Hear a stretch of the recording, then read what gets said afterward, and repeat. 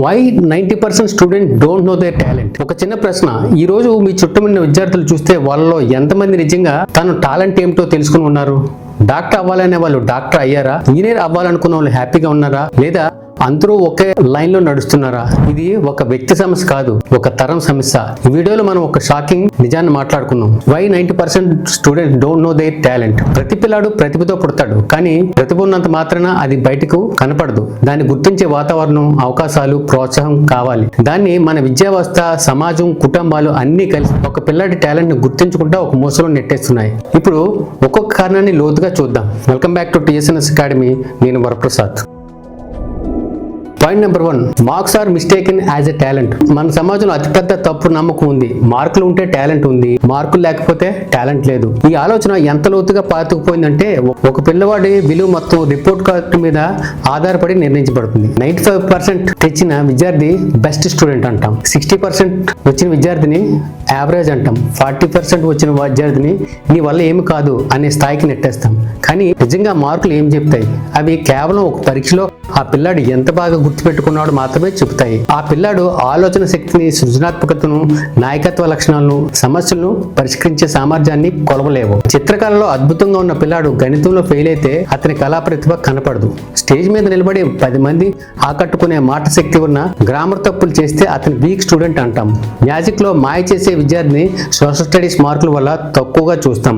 ఇలా ప్రతిరోజు, ప్రతి క్లాస్ లో, ప్రతి పరీక్షలో టాలెంట్ అనేది మార్కులకే పరిమితం అవుతుంది. కాలక్రమేణా పిల్లవాడు కూడా అదే నమ్మకం పెంచుకుంటాడు. నేను టాపర్ని కాదు కాబట్టి టాలెంట్ కాను అనే భావన అతని మనసులో పాతుకుపోతుంది. అది నెమ్మదిగా అతని ఆత్మవిశ్వాసాన్ని చంపేస్తుంది. తనలో ఏముందో తెలుసుకునే ప్రయత్నం చేయకముందే తనను తాను చాలా తక్కువగా అంచనా వేస్తాడు. ఈ లేబుల్స్ మధ్య నిజమైన ప్రతిభ కనుమరుగవుతుంది. అందుకే 90% విద్యార్థులు తమ టాలెంట్ ఏంటో తెలియదు.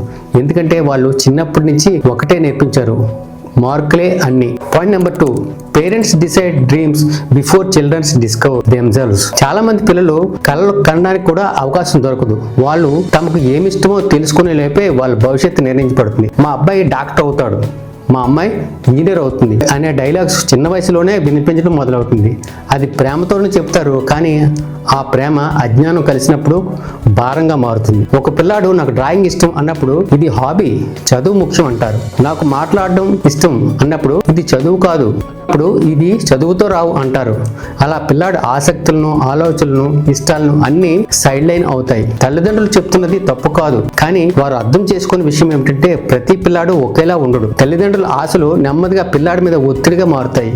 ఆ ఒత్తిడి పిల్లాడు ఒక విషయం నేర్చుకుంటాడు, నాకు ఏం కావాలనేది ముఖ్యం కాదు, వాళ్ళు ఏమంటారు అనేదే ముఖ్యం. అలా తన స్వంత స్వభావాన్ని కోల్పోతాడు. కాలేజీ వచ్చే సమయానికి అతనికి డిగ్రీ ఉంటుంది, కానీ తనపై స్పష్టత ఉండదు. ఎందుకంటే అతడు ఎప్పుడూ తనను తాను ప్రశ్నించలేదు. తన కళల కంటే తన తల్లిదండ్రులకు ఎక్కువ ప్రాధాన్యత ఇచ్చాడు. ఇలా నిర్ణయించబడిన కళల మధ్య నిజమైన టాలెంట్ కనపడదు. అందుకే చాలా మంది విద్యార్థులు చదువు పూర్తయ్యాక కూడా అయోమయంలో ఉంటారు. నాకు నిజంగా ఏమి ఇష్టం అనే ప్రశ్నకు సమాధానం ఉండదు. Point number 3, education system trains obedience not explanation.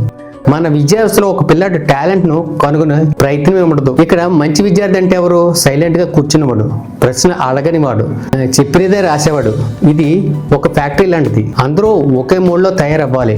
ఆ పిల్లలు కొత్తగా ఆలోచిస్తే సిలబస్ లో లేదు అని అంటాము, వేరే విధంగా చెప్తే రూల్స్ ఫాలో అవ్వు అంటాము, తప్పు చేస్తే శిక్ష, ప్రశ్న అడిగితే టైం వేస్ట్. ఇలాంటి వాతావరణంలో పిల్లాడు ఎలా తన టాలెంట్ ను కనుగొంటాడు? అన్వేషణకు అవకాశం లేకపోతే ప్రతిభ బయటపడదు. 10-12 ఏళ్ళు 15 ఏళ్ళు ఈ విధానంలో చదివిన పిల్లాడు పరీక్ష పాస్ అవుతాడు, కానీ తన గురించి తాను తెలుసుకోలేడు.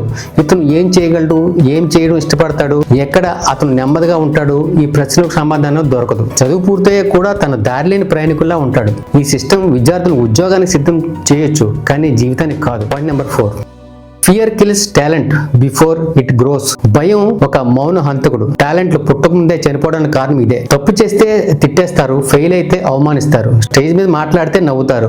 అలాంటి అనుభవం చిన్న వయసులోనే ఎదురైతే పిల్లాడు ఒక నిర్ణయం తీసుకుంటాడు, ప్రయత్నించకపోవడమే సేఫ్. అలా అతను తన టాలెంట్ ని చంపేస్తాడు. డాన్స్ చేయాలనుకుంటాడు, కానీ నవ్వుతారేమో అని వెనక్కి తగ్గుతాడు. ఇంగ్లీష్ మాట్లాడాలనుకుంటాడు, కానీ తప్పులు వస్తాయేమో అని భయంతో మౌనంగా ఉంటాడు. రాయాలనుకుంటాడు, కానీ ఎవరికి నచ్చదేమో అని ఆపేస్తాడు. ఈ భయాలు ఒక్కొక్కటిగా అతను మాత్రం అవకాశాలను చంపేస్తాయి. భయం ఉన్న చోట ప్రయోగం ఉండదు, ప్రయోగం లేకపోతే అభివృద్ధి ఉండదు, అభివృద్ధి లేకపోతే టాలెంట్ కనిపించదు. అందుకే చాలా మంది విద్యార్థులు నాకు ఏమీ రాదు అని నమ్ముతారు. నిజానికి వాళ్ళకు రావడం లేదు కాదు, ప్రయత్నించడానికి భయపడుతున్నారు. Point number 5, compare slowly erases individual identity. చిన్నప్పటి నుంచి పిల్లలు ఒక మాట ఎక్కువగా ఉంటారు, వాడిలా అవ్వు, నీ ఫ్రెండ్ చూడు అతను ఎంత బాగా చదువుతున్నాడు. ఈ మాటలు ప్రేరణ ఇవ్వడానికి కాదు, ఆ పిల్లాడి గుర్తింపును చెరిపివేయడానికి సరిపోతాయి. పోలిక మొదలైన రోజే పిల్లాడు తనలో ఏముందో చూడడం మానేస్తాడు. వేరే వాళ్ళ ఎలా ఉండాలి అనేది తన ప్రధాన లక్ష్యంగా మారుతుంది.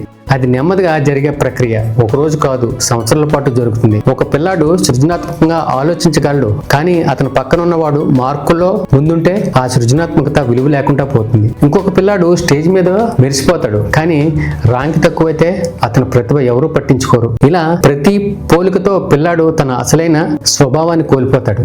కాలక్రమేణీ అతను ఒక గందరగోళంలో పడతాడు. నేను ఎవరోలాగా ఎందుకు లేను అనే ప్రశ్నలు అతను వెంటాడతాయి. పోలికల వల్ల అతను తనను తాను అర్థం చేసుకోవడం కాదు, తనను తాను అవమానించడం నేర్చుకుంటాడు. ఈ అవమానం అతని టాలెంట్ ని బయటికి రానివ్వదు. అందుకే చాలా మంది విద్యార్థులు పెద్దయ్య కూడా తమపై స్పష్టత లేకుండా ఉంటారు. వాళ్ళు ఏదో ఒకటి చేస్తున్నారు, కానీ వాళ్ళు అసలైన బలం కాదు. పోలికలు ఒక పిల్లాడిని ముందుకు నడిపించవు, అది అతని అసలైన గుర్తింపుకు మెల్లగా మాయం చేస్తుంది. Point number 6, lack of exposure to real world. చాలా మంది విద్యార్థులు ప్రపంచం అంటే స్కూల్, కాలేజీ, ఎగ్జామ్స్ వరకే. ఈ గడప దాటితే ఏముందో వారికి తెలియదు.